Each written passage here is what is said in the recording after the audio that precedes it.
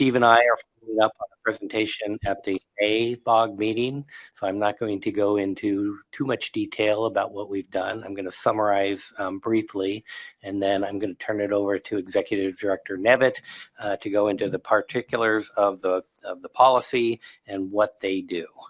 Now, this task force was comprised of members of this body, the Board of Governors, and of representatives of the court-appointed boards.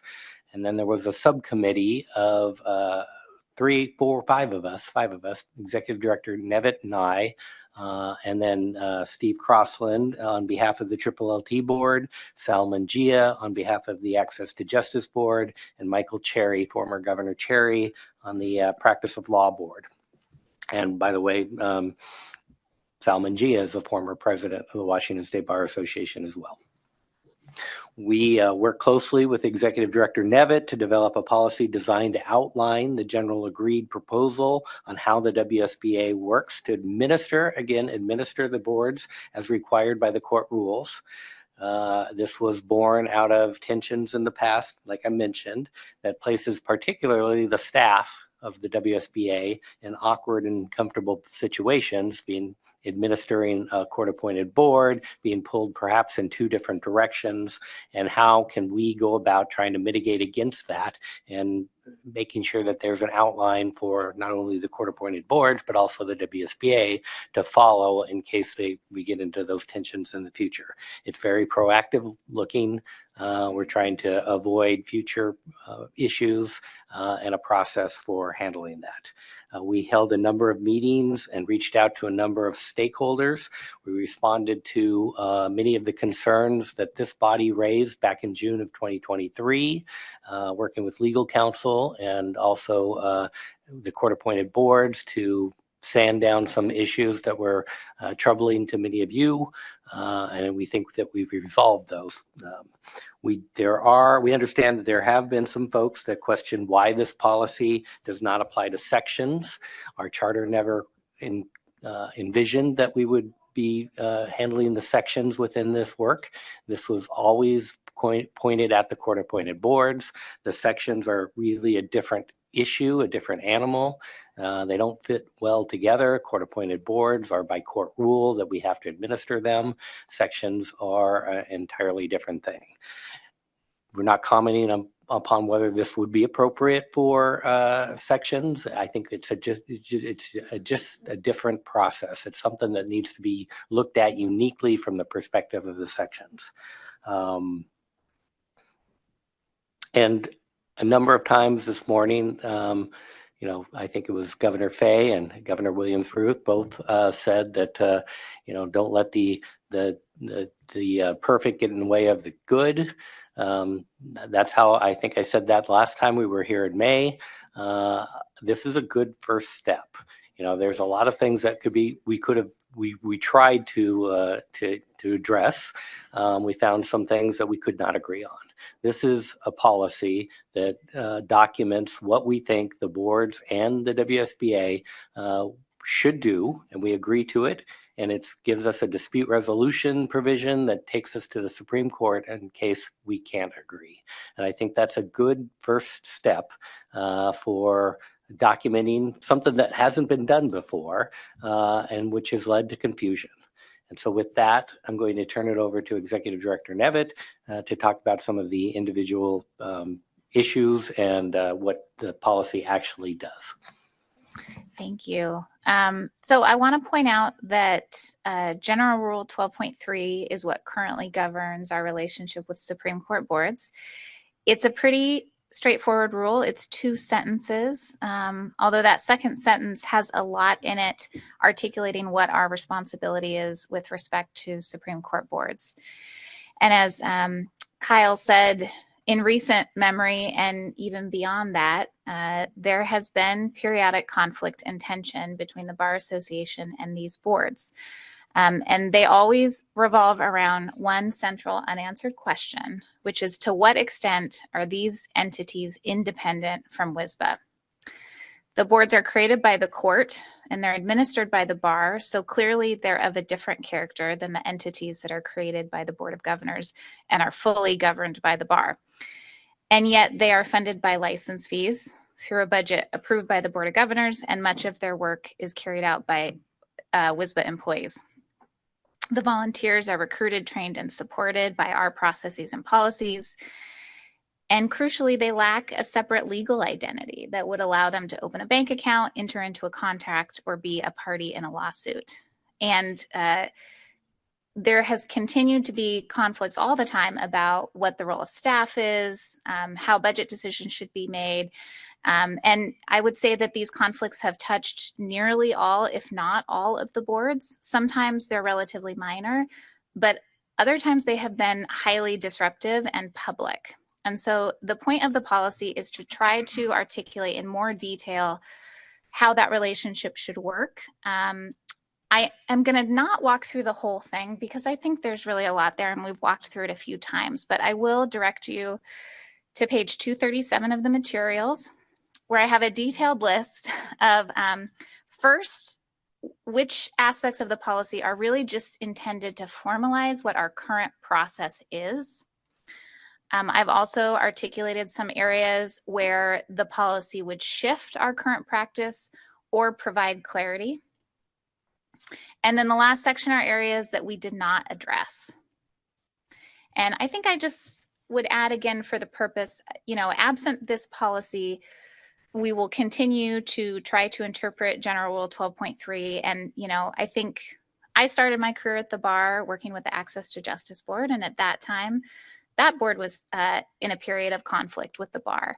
And as the staff liaison, it's really an awkward position when the group of volunteers that are appointed by the court report to the court.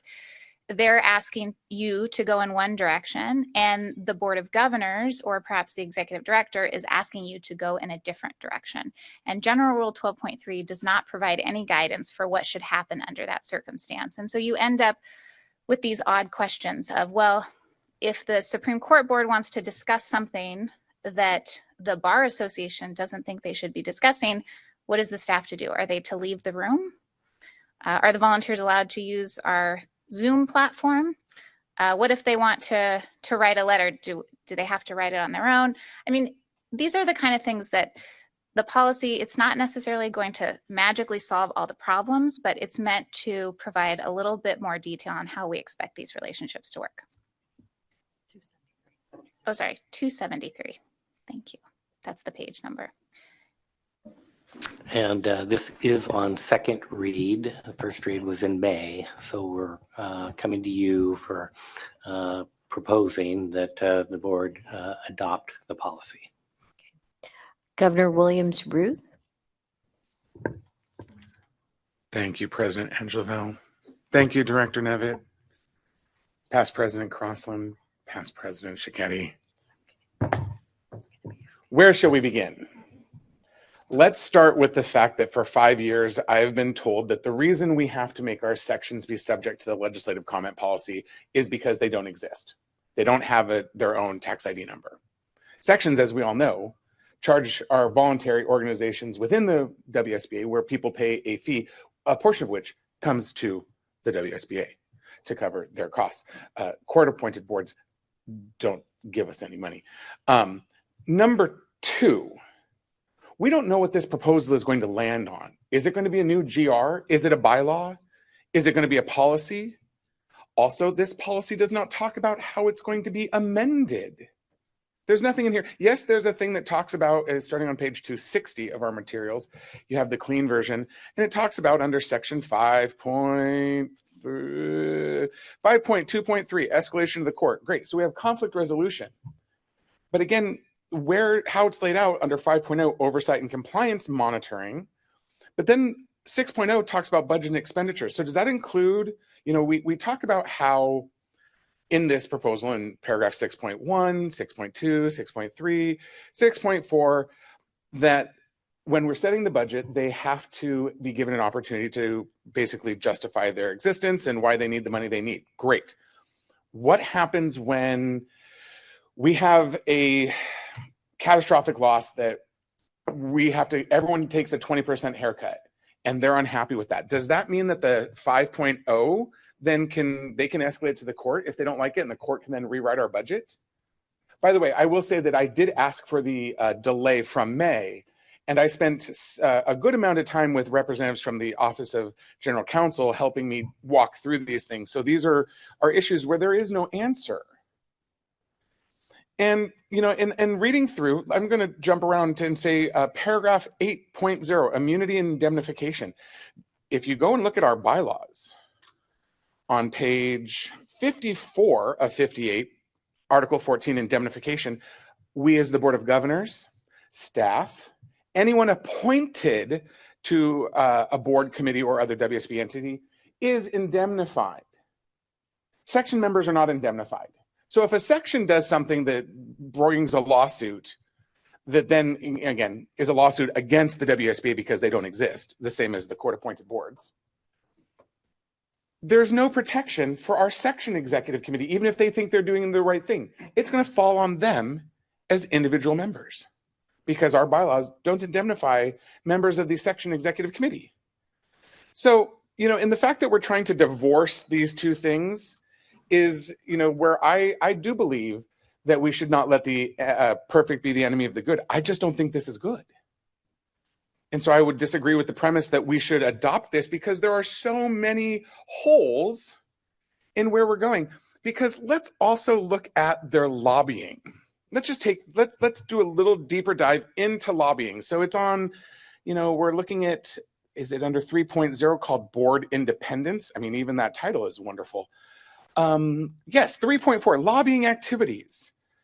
These positions may include communicating with federal, state, and local governments and community leaders. If you are at all familiar with the legislative comment policy or the section's legislative comment policy, they are not allowed to talk to even municipal. If they have something that does get approved under the comment policy, it's just to the state legislature. In fact, we talked yesterday about our own prohibition involving federal matters. So again, I'm sorry, and to me, and other people have heard me say this, this is a matter of parentage. The Supreme Court boards, who I love and I think they do amazing work. I'm not blaming the children here. Their parents are the rich people down the block that wear those 9 black robes. As where the rest of the WSBA, we're on the other side of the tracks and their parents aren't so good. And so we should create special rules because they have better parents. I don't think so. I think it's completely disparate. I believe it's an absolute affront to what I have been carrying the torch for the WSBA to the sections as liaison, fighting the good fight on behalf of this organization. To say, gosh, I know it's frustrating and I know there's these hoops you have to jump through and there are the restrictions. You know, why not just spin the court boards off into their own tax identifying organization? Much like the Board of Governors are the members of the Washington State Bar Foundation, why don't we make the Supreme Court boards subject to where the members are the members of the Washington State Supreme Court, and then they can still just make us under 12.3 pay for it? But why should we have, when fundamentally they don't exist in the same way that our sections don't exist, why should we let this go forward and codify this policy that, again, to me is just an absolute slap in the face to the sections and to me, who has been out there fighting for this? You know, I would love our sections that are the subject matter experts to be able to do so much more, again, as it relates to legislating and lobbying. But I also, you know, was told this is our rules, this is the policy, this is the way it is. And the reason is because they don't have their own tax ID. They don't have their own, it's not their money, even though it's voluntarily contributed. I just don't understand. Now, I'm pretty sure, given the lack of anyone making eye contact with me, that no one's going to support this. So I won't belabor the point, but I wanted it out here for the record. And I think that this is not good. I think there's a lot of other solutions, like spinning them off. And that, I guess that would be my one question to our distinguished presenters. Was there ever a proposal to spin off the boards into their own entity that that said that the WSBA staff had to, still take care of them, but they were became their own legal entity, because that seems like an idea that at least would solve the issue of their own independence, their right to directly lobby, and not have to create this paradox between two children that are being loved and cared for by the staff that are caught in the middle because they have better parents.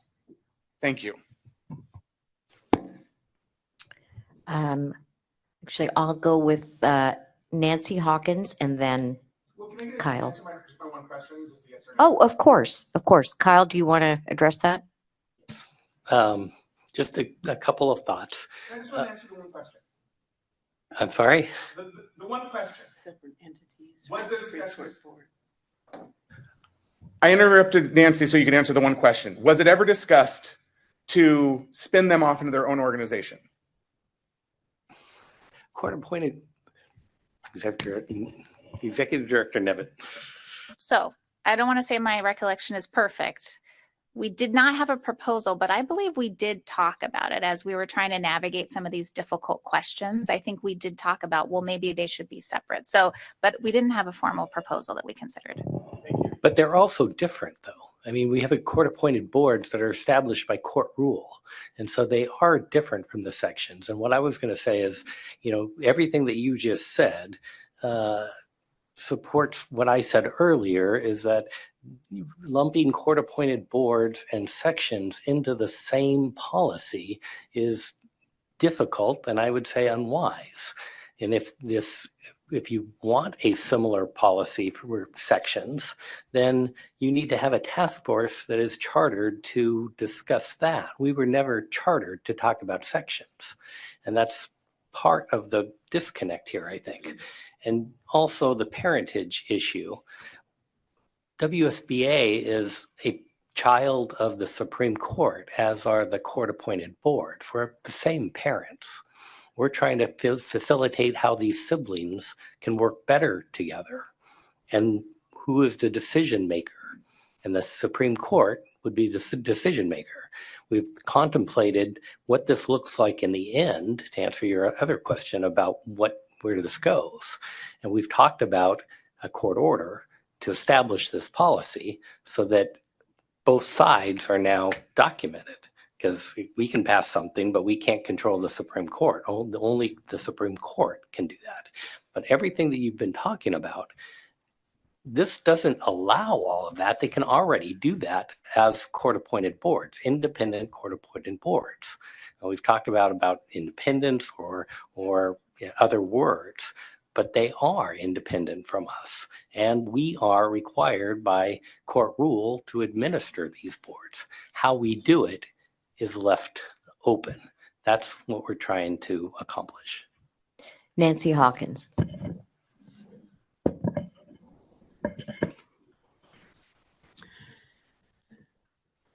If you read your materials, you know that I've been talking against the TAXICAB proposal now for months, probably even years.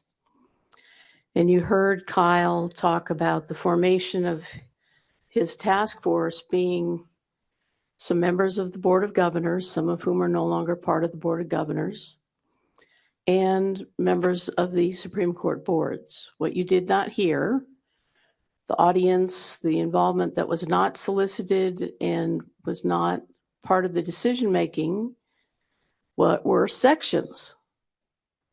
That's a clear flaw in a process that was supposed to have been designed to address the problem that the Bar Association was having.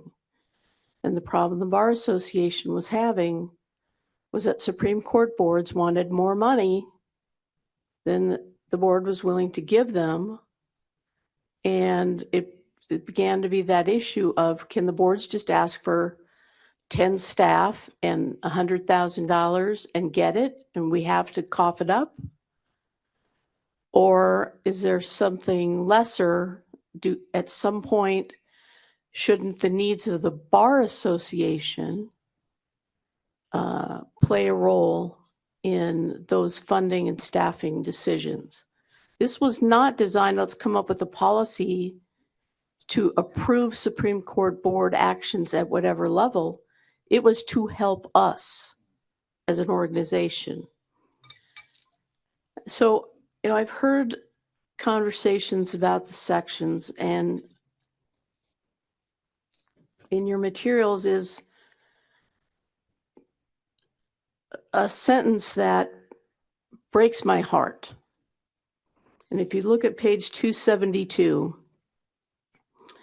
where it references one of the times at the March meeting where I'm speaking out against the TAXICAB proposal at that time, it says these concerns were considered, and it was determined that if the sections wished entry into a similar arrangement, it should do so separate and apart from this policy. We're not asking for something separate and apart. There have been people trying to eliminate sections from the Bar Association for years.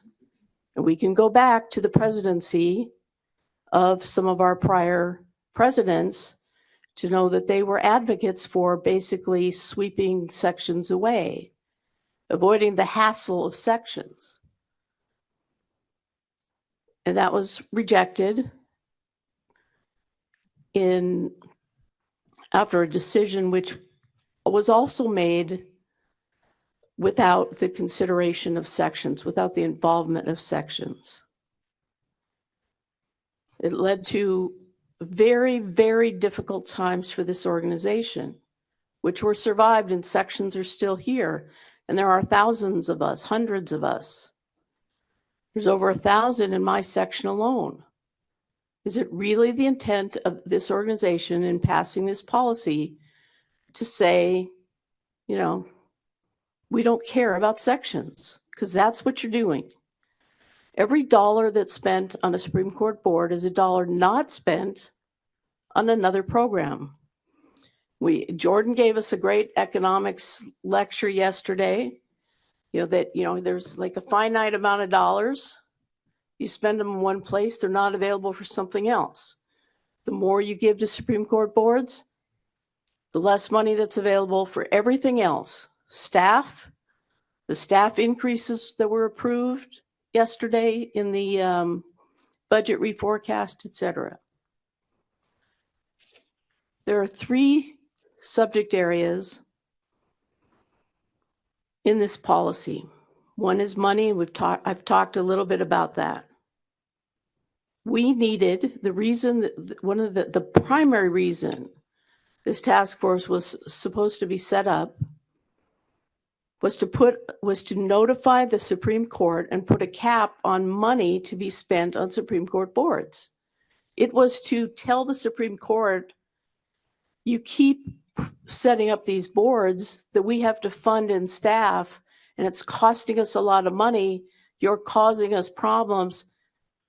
Help us solve them. It was not, no problem. We approve it. We'll spend whatever they want. We'll staff whatever they want.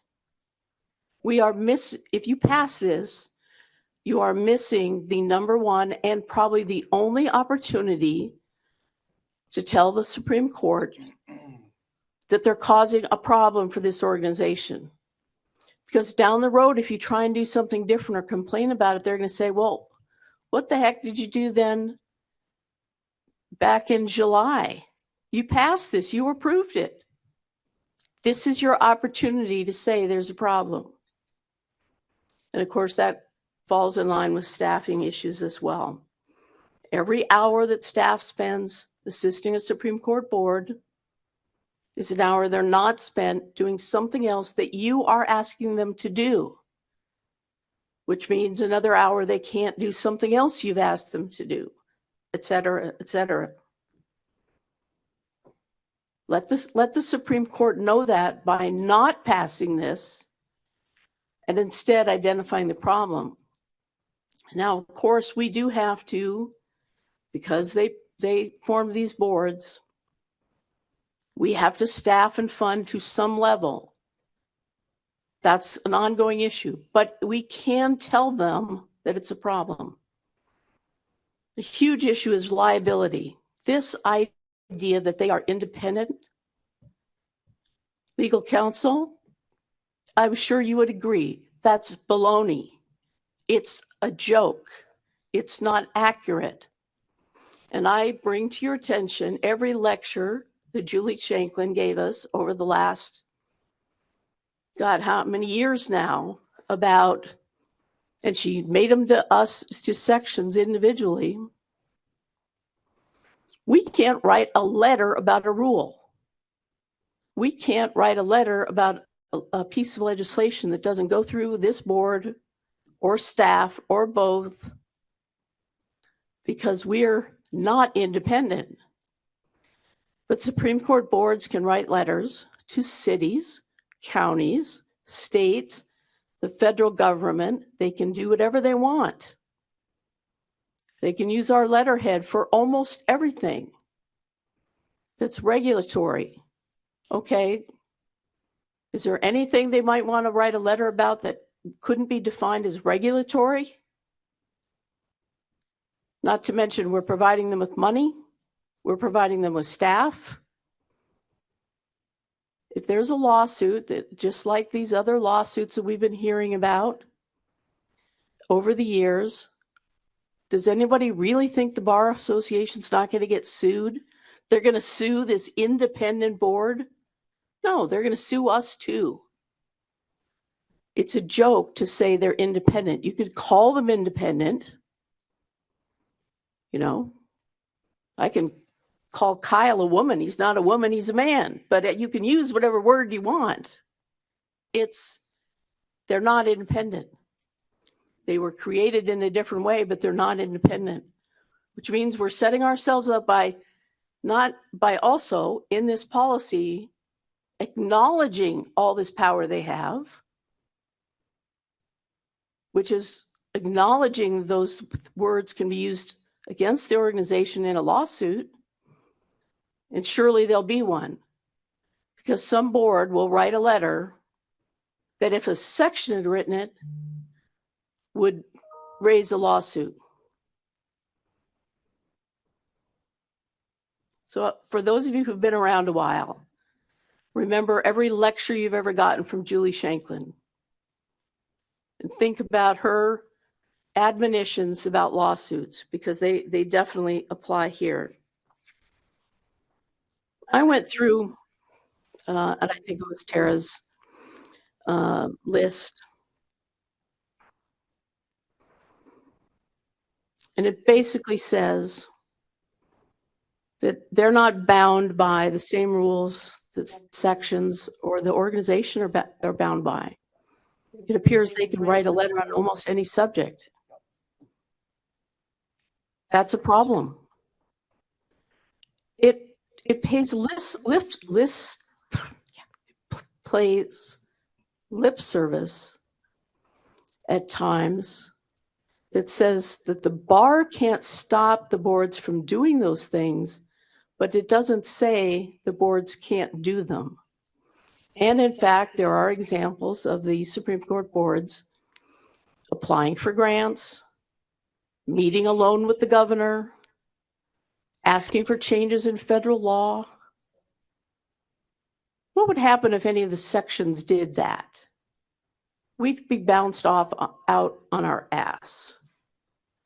There's no reason why Supreme Court boards should do them, and there certainly is no reason why we should condone them doing it.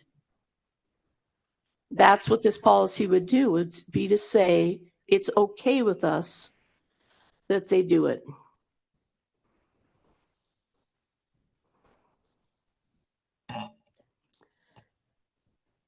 I'm going to skip through some of my notes because some of them have been heard, and as I don't share Brent's comments that you're going to pass this anyway, or that he's going to be the only vote against it, because I have faith in the intelligence of this board. I think this board has been kind of dragged along on this policy, but I think you do hear what I'm saying. The Supreme Court wanted some boards. Great. They wanted it staffed and funded by the organization. Fine. But we got to put limits on it, and the limits have to be reasonable, and we have to be in control of some of it. Because when I read this policy, we're in control of almost nothing. The idea that the dispute resolution is the Supreme Court, the dispute resolution now is the Supreme Court. We don't need 3 or 4 pages of a policy with a cute name to say the Supreme Court has the authority to do dispute resolution. How else would it be resolved?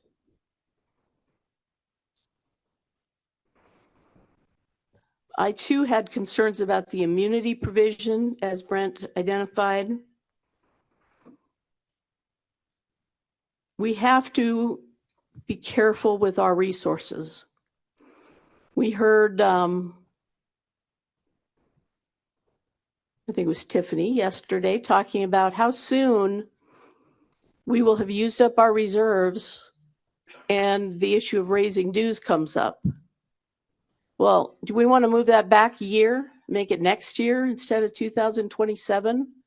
Eliminate any possibility of stretching it from 27 to 28?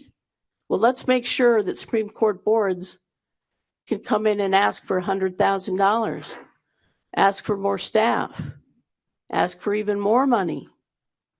Put limits on it. Don't pass this policy.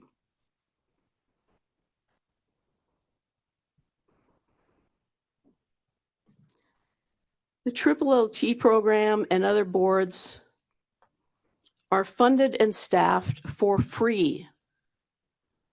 They don't have to contribute a dime. Doesn't matter what they do with the staffing and the money. But what do we put on sections? Sections have to be self-sufficient. If we have a staff person help us with our mid-year, which by the way I'm missing because I'm here, because this is so important, we have to pay for it. We pay for that staff person. We pay a percentage of our proceeds. We pay a percentage of our materials when they're sold. And of course, as you heard yesterday, we pay a per member charge, which, you know, hopefully someday we won't have to pay, but at this point we do. And that per member charge, if you're not a section member, you may not know that that per member charge is more than 50% of our section dues. Sections pay to the Bar Association overall hundreds of thousands of dollars. We don't get staff for free. Nobody funds our events for us for free. And yet we've been working darn hard for years to put out product, to put out events, and to do work, to monitor legislation, to lobby as needed once we get permission to do so. Do you really want to condone a policy that says that individuals from a Supreme Court board who may have zero experience on the kind of subjects that your section leaders have, but they can go lobby without restriction? City, county, state, federal government. It's not even clear they can't do political offices. So there's been some suggestion just to kick it down the road again. And I think it's been kicked enough down the road. I'm asking you to reject it. I'm asking you to say this is the wrong approach to condone this approach. Let's go back to where we started. Identify to the Supreme Court that they're costing us money and staff time. You know, I think it was 2 years ago, Tara could correct me, that we passed a policy that said everything is supposed to come up for a fiscal impact analysis. A DEI analysis, I think, came about last year. Did anybody give you a fiscal analysis of this policy? Well, where is it? It's not in the materials. What is it if all the Supreme Court boards ask for 10% more and then 10% more the next year? What other programs need to be cut? Because that's what we're talking about. But also, you pass this, you are disrespecting sections. You're saying sections, you want some change, you want to be able to write a single letter on a single piece of legislation. Well, you got to go through form some committee for 3 or 4 years, come up with a name for it, and then become independent. It's not going to happen. We all know that's not going to happen. We don't even want it to happen. We can live within this system. We've stayed within this system despite the fights of a few years ago. But don't drop the ball on sections in favor of some Supreme Court boards. Some of them are cheap. That's great. Some of them aren't. Some of them have expressed interest in suing this very organization. Do we really want to fund and staff people who want to sue us? That seems pretty darn stupid. So we've got a lot of new members here, so I may have talked about things that you're not really familiar with. But this policy is a mistake. Use this opportunity to tell the Supreme Court you need their help, not the burdens they're passing on to you. And I'm happy to answer any contrary questions. Thank you, Nancy Hawkins. The order that I have for the next folks who want to speak is Governor Couch, Governor Fay, Governor Williams-Ruth, Director Nevitt, and past President Cicchetti. So, Point of order, Madam President.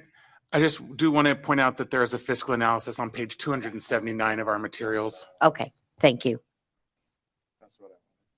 Yeah, so I think in this conversation, it's helpful to remember what we're actually talking about in this context. I understand why sections are unhappy with what seems like being treated differently in this context. I mean, I am still past chair of the solo small practice section, right? I've been with that group for a very long time now.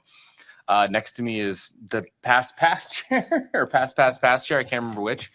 But there's a fundamental reality here. Sections are a part of WSBA. These Supreme Court created boards are not. It is a very weird situation, admittedly, and it does seem like the Supreme Court made a mistake in the fact that they just kind of did something that it's a little unclear what they're doing. And I think the fact that we've had to go through this process has notified the Supreme Court that, hey, you've created a weird situation that none of us understand. The problem is they have no intention, from what I can tell, of changing anything about what they're doing here. So what we're looking at today is not about how we, what sections are doing. We talked about getting sections involved in this conversation. To me, that would be like, if the solo small practice section said, hey, we're having our annual conference. Do we need to invite the RPPT section in to come in and tell us what our speakers should be? No, because they're different things. This didn't involve the sections necessarily because this has nothing to do with sections. This is the state bar, which includes people who think about sections, looking at how are we going to work with other Supreme Court created entities. And it's not even us saying, what do we want to do? It is a joint group of these Supreme Court created boards and the state bar saying, how can we get along together?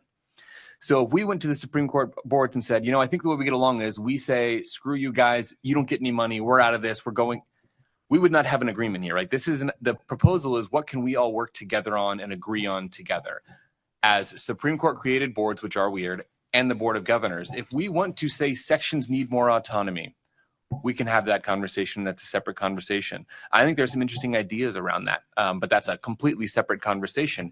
If we want to say we don't think we should be funding these Supreme Court boards, that's okay, but that's a separate conversation that we need to go to the Supreme Court as the Board of Governors, as the state bar, and say separately. I've heard a lot of concerns about this. The problem that I'm hearing, though, and why I'm in support of this proposal is what I haven't heard are, here are the recommended changes and amendments we need to make this more functional. I have heard we should just vote no on this, scrap it entirely, and go to the Supreme Court and say, this is a problem. I can tell you what will happen if we do that. The Supreme Court will say, get together with these Supreme Court created boards and tell us how to fix this and then give us your proposal. That's what this is. I can tell you, unfortunately, if we go to the Supreme Court and say, you created these entities, you need to fund them, the Supreme Court is going to say, great, that money's coming from you because you exist because we make you exist. And if we say we don't have the money to do that, the Supreme Court is going to say, your bar dues are going up then because we control that as well. At the end of the day, if people and members have a problem with what the Supreme Court has done in creating these Supreme Court boards, people need to go to the Supreme Court and speak so. And if they want the Board of Governors to go to the Supreme Court separately from this and speak out against these Supreme Court created boards, we can have that conversation. But that's not this. This is, can we figure out a way to work with and formalize a process to go through with these Supreme Court created boards because the Supreme Court gave us this overlap. This is the Supreme Court telling us, hey, kids, go resolve this amongst yourselves. The sections are the grandkids in this. That's a separate entity that we have to talk about separately. They're not part of this. And they're not on the same level. And whether that's right or wrong, they're just factually not on the same level because we have Supreme Court created boards that they just are different. Whether we agree with that decision or not, it's a factual reality. And so what we're looking at today is, do we have a system in place that will allow us to move forward and handle disputes between these Supreme Court created boards that we can agree on with these Supreme Court created boards? If we want to have a separate conversation again about saying that this shouldn't happen, we can do that as the Board of Governors separately to the Supreme Court. But I'm quite confident that the practice of law board, I'm going to pick on them since they're not here, is never going to agree with us that we should cancel them and stop funding them. If we want an agreement, this is a great proposal that is here. So with that, I will move that we approve this.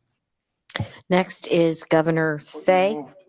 Oh, I'm sorry. I'm looking for a second. Okay, moved and seconded.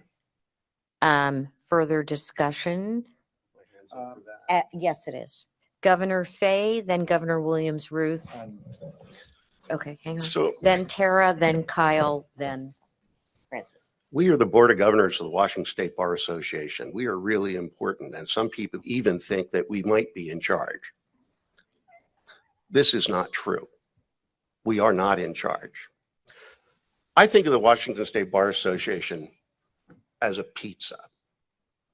It's a half and half pizza. Half of that pizza, we get to say whether we want anchovies or not. The other half, we can't touch. We don't have a $30 million budget. We've got about a third of that. If we decided tomorrow to fire the entire Office of Disciplinary Counsel, we can't do that. The Supreme Court won't let us. They won't let us underfund the ODC. They won't let us underfund a whole lot of things because they're in charge. Now, the sections, they're a slice of that pizza. We got lots of slices. I love sections. I belong to 7 of them.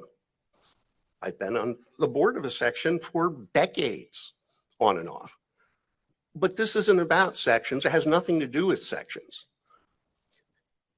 The Supreme Court is Domino's pizza.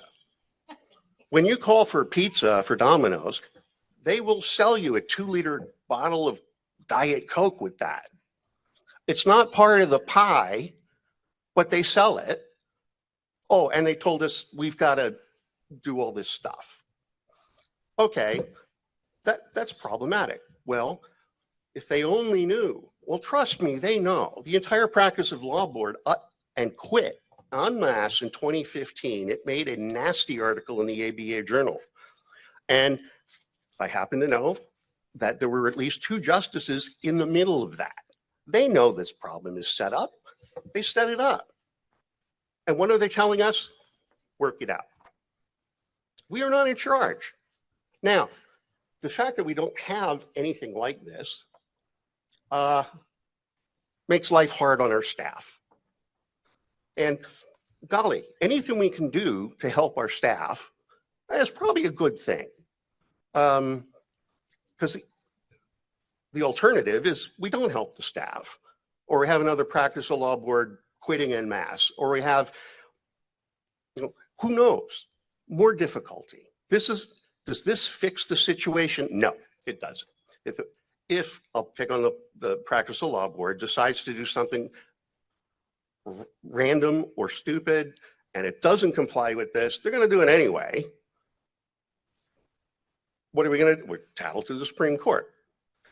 Here we have them agreeing that, okay, if we're going to do X and Y, we'll let you know. And they've agreed to that. And chances are, since they've agreed to it, they might comply with it in the future.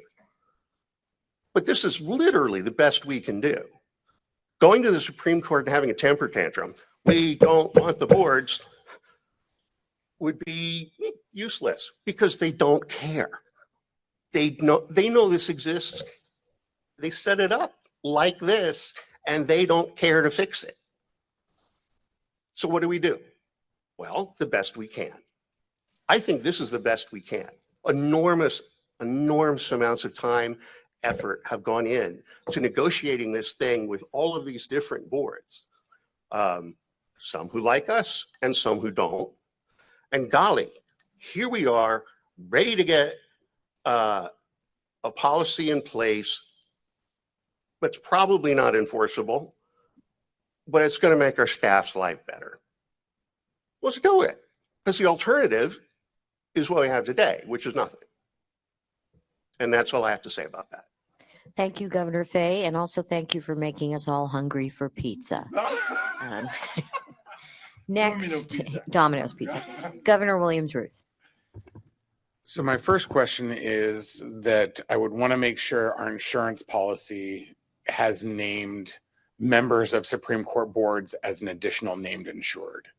I mean, reading through the fact that even the analysis that gave the breakdown, the very last section, right, the very last bullet point on page 274, the policy does not specifically state that volunteers serving on Supreme Court boards are WSBA volunteers, although it does provide for indemnification to the same extent as WSBA volunteers. So I would just want to make sure that once we've met our substantial self-insured deductible, that, you know, should there ever be liability, that we actually have coverage. Because, you know, for those who don't know, for 15 years I was an insurance coverage attorney, and it was my job to work for the insurance companies and say, oh, here's where we don't pay you anything, and I didn't lose. As much as people hate insurance companies, I didn't lose. It's all about what the contract says. But here's the bigger thing.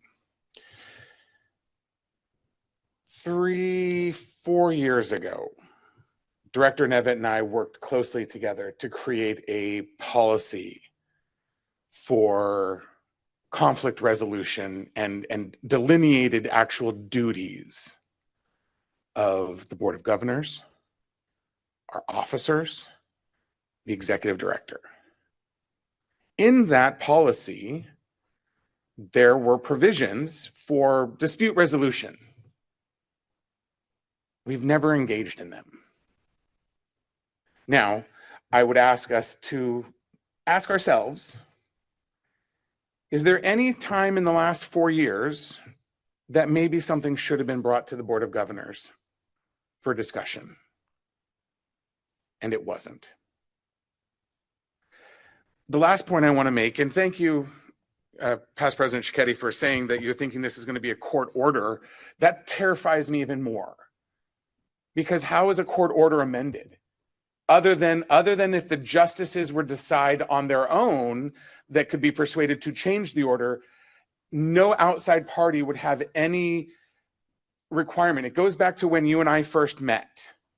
And my big issue was relating to reform of the character and fitness process.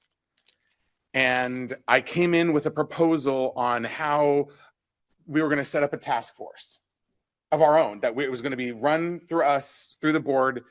And because we had no way, the court controls the APRs. And fortunately, because of the rest of the world surrounding, we ended up with the Supreme Court task force. But if we're going to be approving something to send to the court saying, here, put this on your letterhead, sign it as a court order, we have then given up all authority to then come back and ask for, or even, dare I say, demand any amendments, modifications, revocations in the future, because it's their order. You shake your head. Am I? I don't know that that we wouldn't have any ability to force a change, as where if we have actually gone through an amendment to something that where there was a process. I can't. I can't. I won't. And I say it 100 times. I would love to be wrong. I don't think I will be, Nancy. I sadly don't.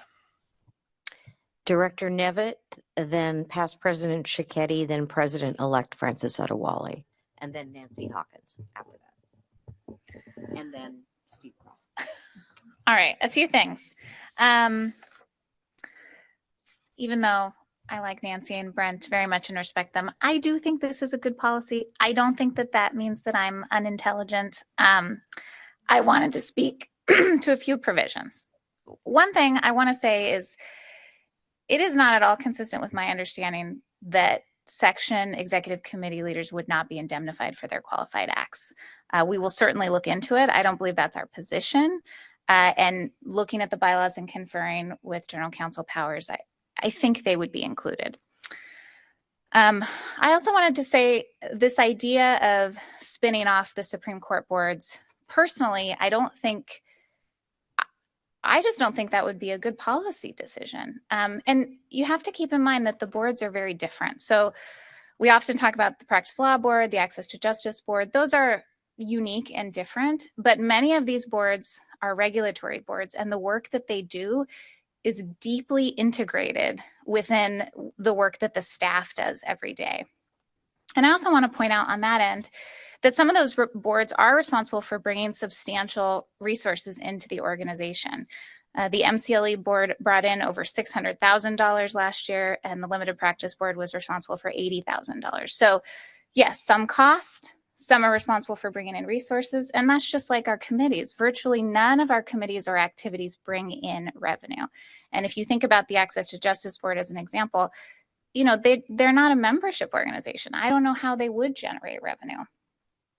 I also want to say that I appreciate and I do understand some of the concerns about the power dynamics, but I also think some of it feels a little overstated, and it also feels like even if we don't pass this policy, we're already dealing with those things. So take the budget provisions, for example.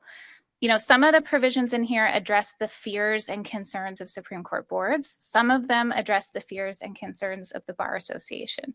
So the budget section, yes, is largely to address concerns that we've heard from Supreme Court boards over the years, coming and sitting at the table and saying, we didn't even know what was in our budget. And so we wanted to make clear that they are to have a part in the process. And also we wanted to make clear what seems reasonable, that the Board of Governors can't defund them or defund them to the point that it interferes with their ability to carry out their functions.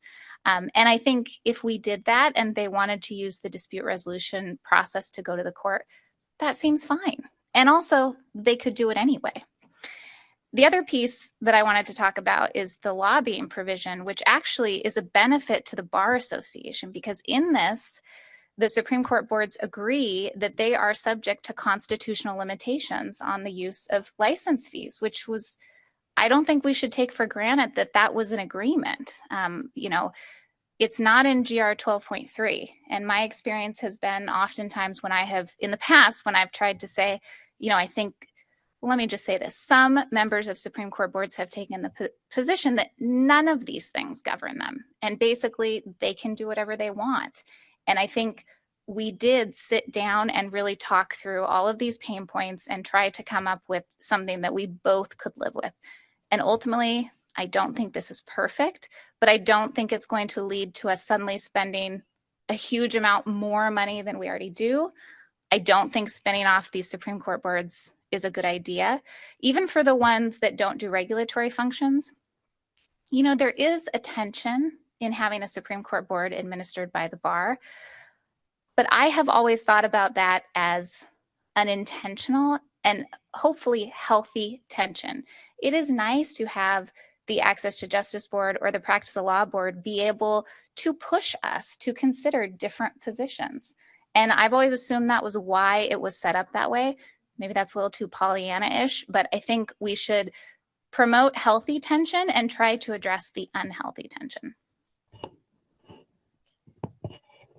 Thank you, Director Nevitt. Next is past President Kyle Schicchetti, then President-elect Francis Adewale, then Nancy Hawkins, then past President Crossland. Thank you, President Angeville.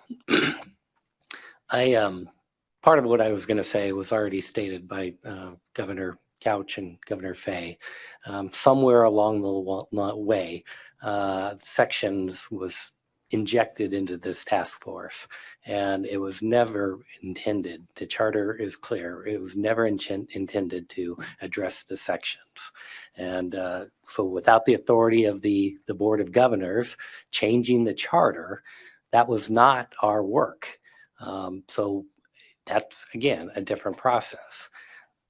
We should remember that this is not the Supreme Court asking us to do this. This is us. This is the WSBA. This is the staff who is asking for this because it gives clarity to our roles. And it's not perfect. You know, what would be perfect to us would not be perfect to the court-appointed boards, and what would be perfect to the court-appointed boards would not be perfect with us. It's a compromise, and we need to think about it in those terms because it's a starting point. It's a discussion. We know we've had these problems in the past. How do we rectify them in the future?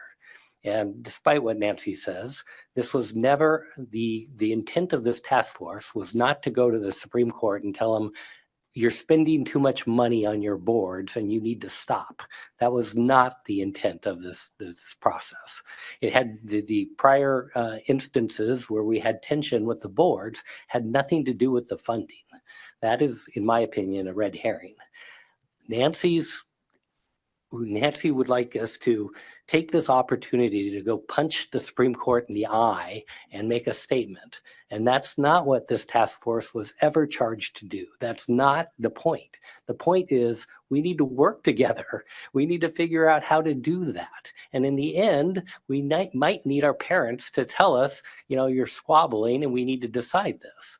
The court order is in place because we want the Supreme Court also to be in agreement as to what this process looks like. And that's how we get there. And the Supreme Court could order it anyway. They don't need to have us approve anything. All we're doing is trying to formulate a process that is going to help us work together. And, you know, I'm going to say it's helping the WSBA a lot more than it's helping the court-appointed boards. This, again, the tension is on our side, not on the court-appointed boards. Court-appointed boards got the backing of the Supreme Court anyway.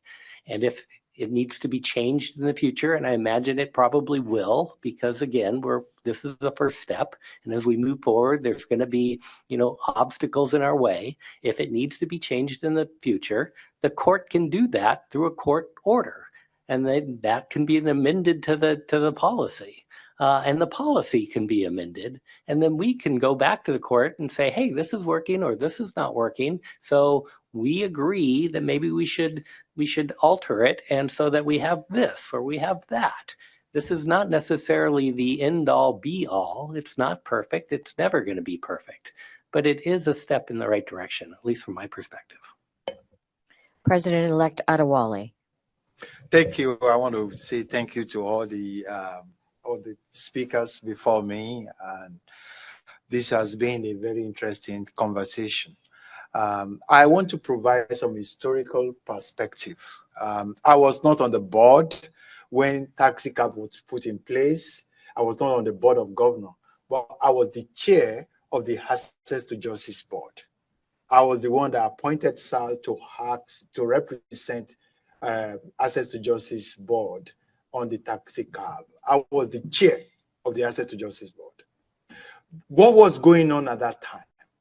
Let me give you a picture of what was going on at that time. We were organizing the Access to Justice Conference, and we had people work on the conference logo and everything. And the logo happens to one of our creative students intern work on the logo and gave us a very beautiful logo. Nobody had any thought whatsoever. Remember, this was 2016 to 2020 era. Okay, so there is a member from Yakima. I believe President Dan Clark will remember. There was a member from Yakima who wrote a very angry email to the board requesting that the Access to Justice Board be cut off and that no single fund be provided to Access to Justice Board because he has an issue with the logo, that this is a communist logo. I had, as Access to Justice Board chair, had to call that person. I called the person on the phone. I said, did you see the program? I have a copy of the program. Let me go over the program. Let me explain what we are doing. We are actually trying to expand the administration of justice to help administration of justice. I explained everything to him. He said he got it. I said, I will work with you. I'm even willing to change the logo if that is what offended you. We work on trying to change the logo to something else. He said, okay, thank you. Now I want you to cancel the conference because I don't want it. One single member was demanding to get rid of Access to Justice in its entirety because he disagreed with something. And once you concede and said, okay, let's take this, let's change it, and then he wants to destroy, he wants to get rid of everything. That is the nature of where we are. And I want people to remember that. That is how, when he came to the board and the board of governors says, hey, Supreme Court mandated commissions and board, we want to sit down with you and talk about it. I said, sir, you have been on the board and you have been on the Access to Justice Board, and you are past president of the Board of Governors. I want you to represent us here because you have the perspective from both sides. And he worked with Kyle and with Tara and did a lot to what is going on. And every time he comes back to report to the Board of Governors, to the Access to Justice Board, there are members of the Access to Justice Board that thinks, why should we be doing this? We should be going to the Supreme Court and letting them know that we are being dug around by members of the, let's take this to AOC, or let's just do our thing, because we are focused on justice and other people are focused on politics. So, but there is a majority on the board, on the Access to Justice Board, that says, let's work with the bar. The bar has been a good host to the Access to Justice Board. It furthers the board has a mission that says champions of justice. They can't champion justice without supporting access to justice. So we said, the majority of us on the Access to Justice Board at that time believe that whatever it's going to take, we will continue to work with the board. And what we need to understand, because we can't have one single member of the Washington State Bar Association write a letter, and all of a sudden, all the work we have done, it takes 2 years to plan for the Access to Justice Conference. This person wants us to get rid of everything without any regard to all the program and all the effort that we did. So I want you to put that in the background in your mind when you're considering this. So this is how we got here. And these TAXICAB have been working a long time, and they have finally come up with this solution. Now, I agree with Nancy. There are issues with sections that we need to address as a board, and we keep passing it down the road. I agree with Governor Williams-Root. There are issues with the legislative advocacy of the sections that are being hampered, that we continue to pass the buck down the road without having a conversation with the Supreme Court and with our sections, and probably doing the same thing that we did with TAXICAB and say, let's look at sections, let's look at what they're asking us to do. Are we able to do it? Let's go to the Supreme Court. Let's find out from the Supreme Court if we are able to accommodate the suggestions of the sections. And not all the sections may even agree to go that route. But there is a need for us to have a conversation with the section about that. I agree with all of that. But this presentation, what we have before us, shouldn't be hamstrung by those concerns, by those questions, and by those demands. And I think that we will not be doing justice to the issue before us if we continue to say, no, let's wait until sections, questions and answers before we deal with the Supreme Court commissions and board. I will vote yes on this, but I would also work hard to ensure that sections issues, especially with the legislative advocacy that they want to be able to do, some section, not all sections actually want to get involved in legislative advocacy. Those who want to, I want to be able to accommodate them and look into and have a meeting like this where we talk about these issues, their concerns, and how we can accommodate them within our bylaw and within the Supreme Court mandate to us. Because we can't promise everyone heaven and earth.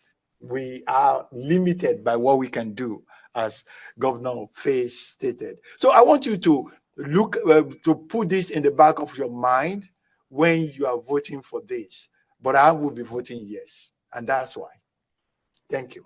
Next is Nancy Hawkins, and then past President Crossland, and then Governor Petrosic.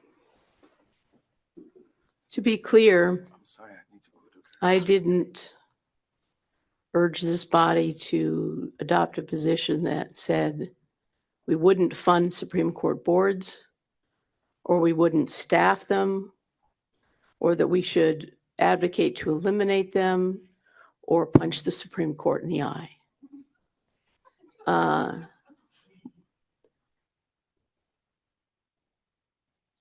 But the policy goes beyond what's minimally necessary or even fully necessary to meet the needs of the staff conflict with the Supreme Court boards.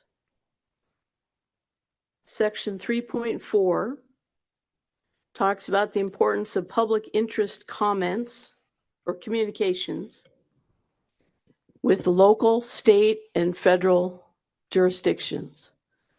And I am hard-pressed to figure out why a Supreme Court board, to resolve the conflict of staff,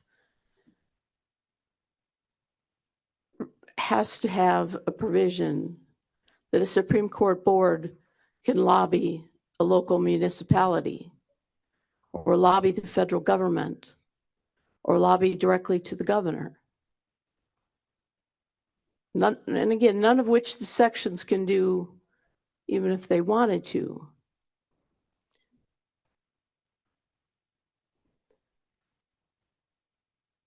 Section 3.4 does say that they are not supposed to use license fees. But does it say they can't use the per member charge funds that sections provide to you? They don't. Does it say that they can't use CLE funds? They don't. The truth of the matter is, dollar A and dollar B are thrown in the same pot, and they're using those monies, even if on an accounting basis you can say, well, they haven't spent all of the license fees, so we're good there. But I find it both ironic and disheartening that they would be allowed to use section money to do things that sections aren't allowed to do. And again, is there something minimally or less expansive that could have been clarified as a power of a Supreme Court board that would have met the conflict issues that the executive director was having with Supreme Court boards, that didn't establish in cold hard writing that they could do, that Supreme Court boards had all that power. If you look at paragraph 3.5, the Bar Association has to notify Supreme Court boards if they're planning to take some action that might affect the Supreme Court boards. Well, there's nothing they don't have to notify us. No, it isn't. It is not in there.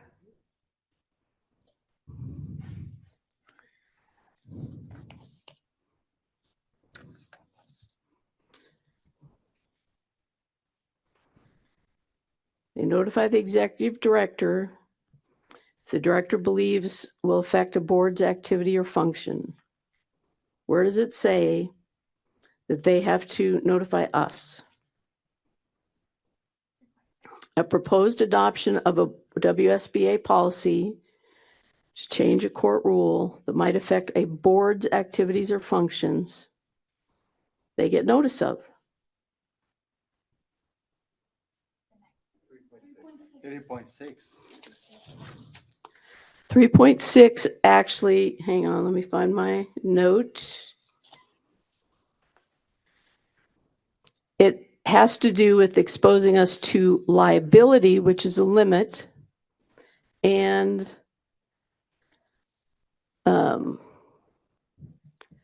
there's another section that talks about if it's beyond what they're, I'm trying to remember the exact language. The court rule that established them, which of course is too vague to provide an actual limit.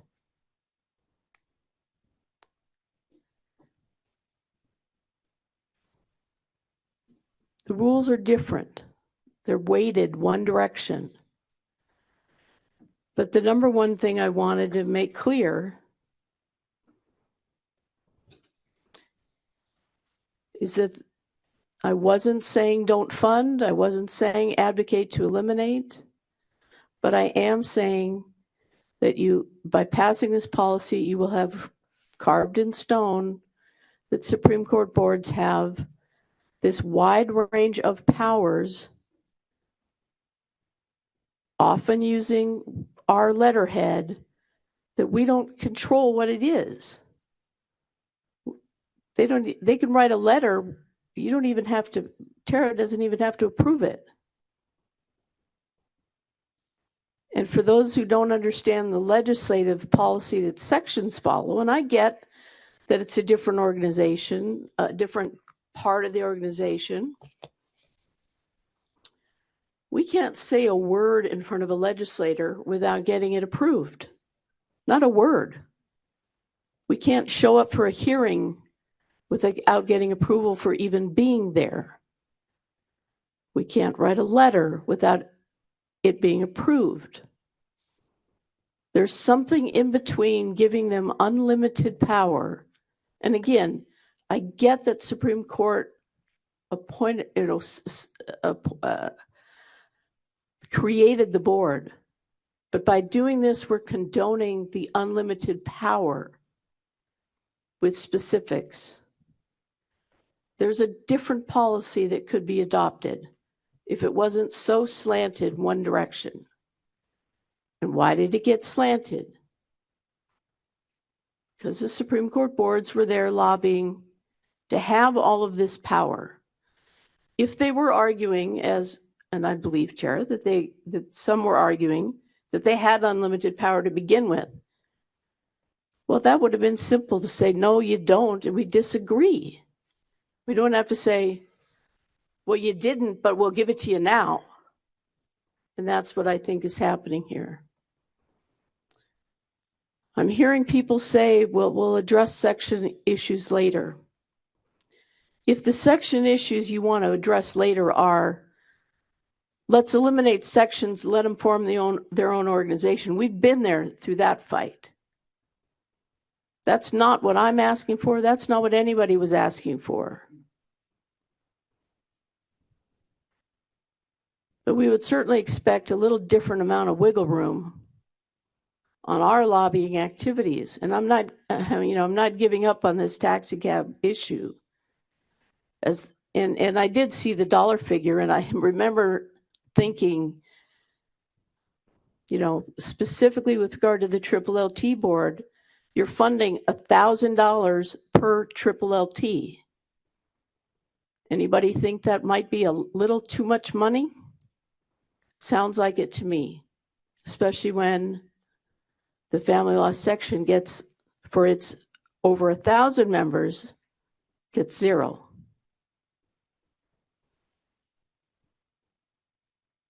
Thank you, Nancy Hawkins.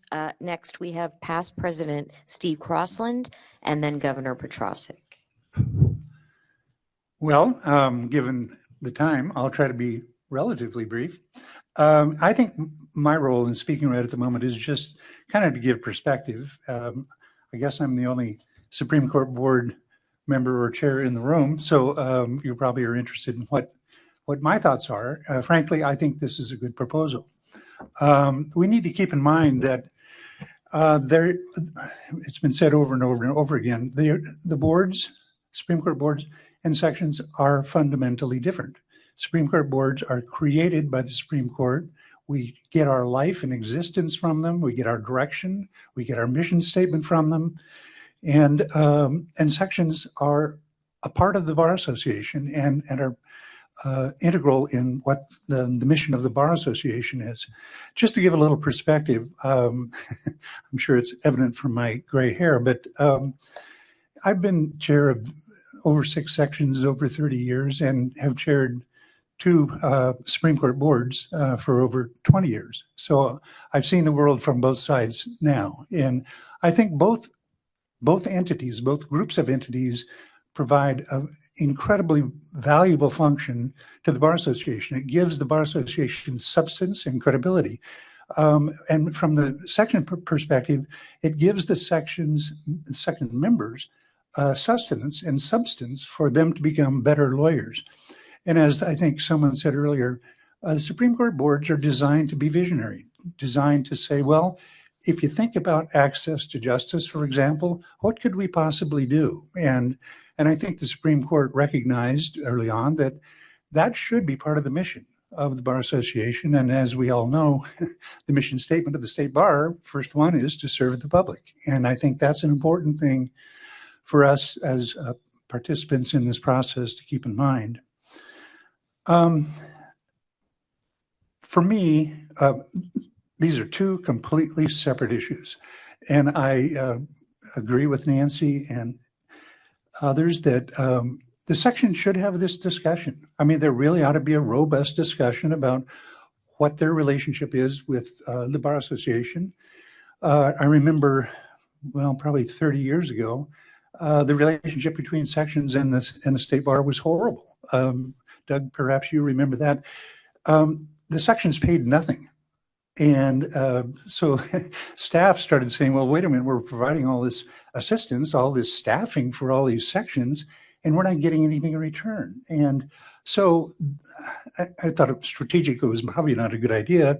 So the bar decided that they would ask for a contribution of perhaps 10% of the license fees from the sections. To me, looking back, it would have made more sense to say, well, you're not paying your way, so why don't you just pay whatever your staff charges are. But we've inch by inch dealt with this over the year. So there is tension between sections and the bar, and it's been there for a long time. But I agree. I think a discussion, a robust discussion like we've just gone through with TAXICAB is long overdue. The tension from my perspective as having chaired 2 practice law board, Supreme Court boards is sad. I don't think it's created because we don't like one another. It's created because we didn't understand one another. We didn't understand what our roles were. The Supreme Court didn't give us guidance with regard to that. And I remember one incident in particular.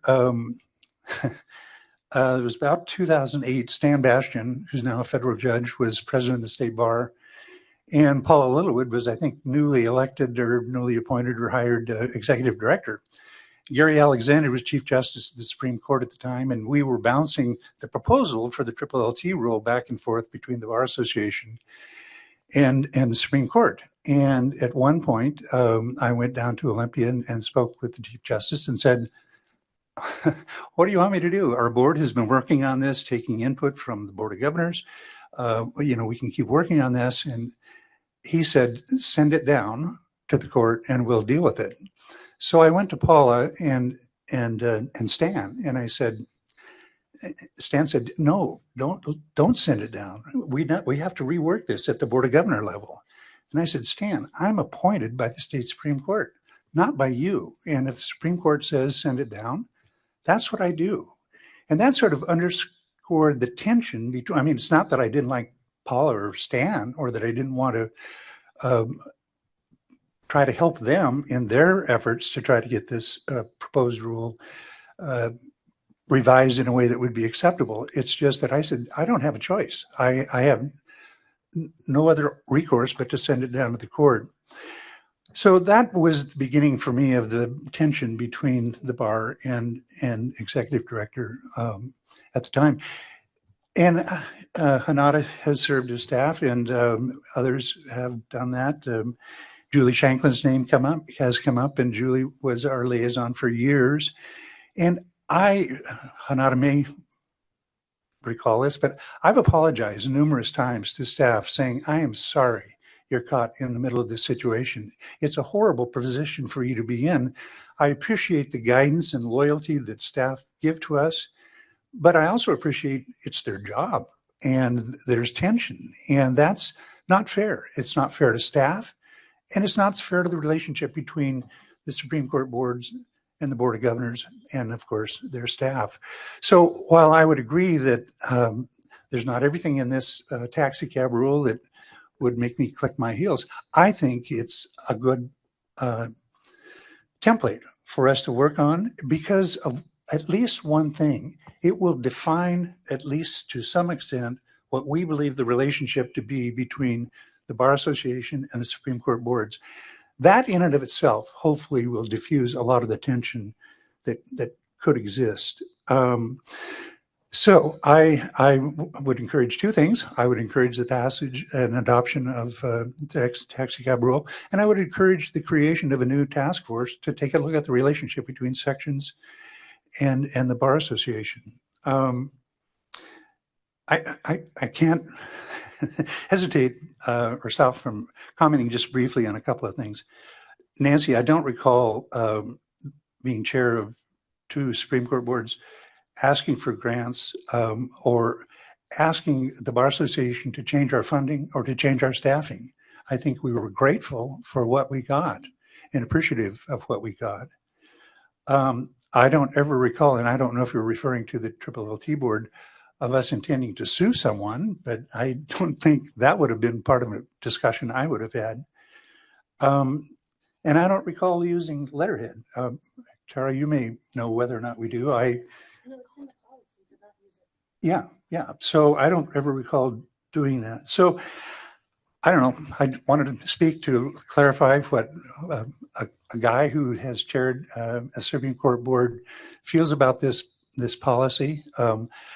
I guess I'll conclude just by responding and commenting on Kyle's comment about a court order. I think it should be in a court order. And I think the court order can be changed just as the court order has been adopted. So I think if we in the future find that this isn't working in the way that we thought it might, we can sit down again and recraft a new and even better rule. And I guess one thing I'll conclude with, and when I was president of the bar, we had a referendum and lost a third of our license fees. And some of you may recall my comment was, this is not a problem. This is an opportunity. And I feel this as the same thing. This is yeah, we've had some tension. It's not destroyed us, but I think it's made us better. And I think I think we should adopt it and see how it works. Thank you. Thank you, President Crossland. I'm going to take Governor Rathbone and then Governor Petrosic. I know that we've gone over time. There's been a lot of robust discussion. This is an important issue, so I haven't wanted to cut people short. But yeah, Governor Rathbone, you're it. I actually want to yield my time to, we're talking a lot about the staff and how this is helpful for the staff. I would be curious to hear their perspective. So is there anyone that wants me to yield their time to? Sarah? Well, I can speak a bit, but I'm going to look at Hanata. And she's saying, don't look at me. But this is like past the hot potato. I just, there's so, I mean, basically, this is a really interesting idea that's coming before you right now, that you're seeing staff sitting here trying to say, we would really like you to at least kind of formalize and operationalize the difference between some of these entities. And even to have people sitting here saying, well, I think they should be treated the same and not. We have felt and we know that entities are different and there's different expectations. And the fact that you as members are looking at staff right now and saying, well, aren't we the same or aren't we different? Like, to me, that kind of underlines why staff really can have some clarification about who is ultimately the decider. Interestingly, because Francis brought up an issue about the ATJ conference and a logo, my staff create that logo. They create that chart. ATJ, as is their right to do, came and said, we have a dynamite logo created by others. My staff said, I have some real issues about this. And ultimately, guess who ended up answering for the ATJ logo, right? And so it sounds, yeah, and Dan knows as well, right? And so these are the tensions. They really are the tensions. And so I'm glad to hear all kind of like this and that. I don't see anything new in this. I don't see giving powers or taking powers. I see some creation of some guidelines about how we already are existing and how we agree to play. And I do think fundamentally who's going to be looking to these the most is the staff. And so that was probably more than I meant to say when I was going to hand it to Hanata. But Hanata, I mean, if you want 25 pages of what it feels like to be the staff person to some of these entities that the board itself may actively be lobbying against, there needs to be some help. Sorry to speak for you, Hanata. Thank you. Yeah, Sarah covered. I mean, even talking about it now, it's a little difficult. For those of you who don't know, I was the staff liaison to the LLT board at a very difficult time. And I don't know that this policy would have prevented it, but I think it would have provided more guidance or at least a place to look at and something to refer to. It can be very, yeah, you feel lost and you're not sure who to go to. And it's very political. And like Steve said, you're literally in the middle. And you have the court rule telling you what the mission of the board, and you have a board that's setting policy that may not always align with what's in here. And then you have your job description, and then you have your boss. So as you can imagine, it can be very overwhelming, and it doesn't give you a sense of security, or even it makes your job very difficult. And I think it also impacts your ability to properly support the program, because believe it or not, you're obviously operating under fear as well, right? If you take all the players into account and your position within the organization. So it's not a great place to be. So I don't know if this is the solution, but if it will provide a place for staff to be able to refer to, I think it's a good move. Right. Probably. Next, Governor Petrosic. I move to call the question. Seconded. Okay. It's not debatable, so we're going to go to a vote.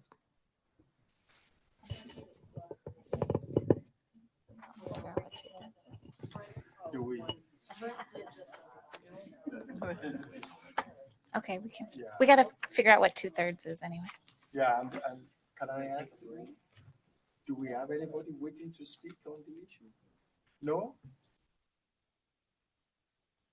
The motion is to call the question.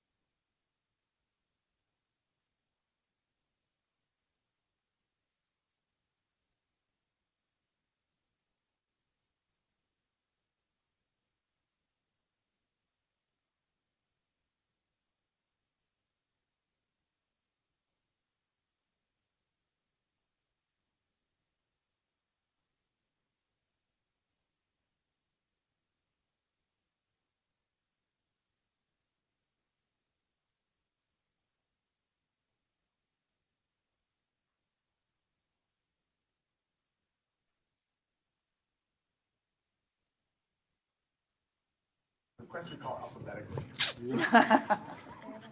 I wrote you down differently. Sorry.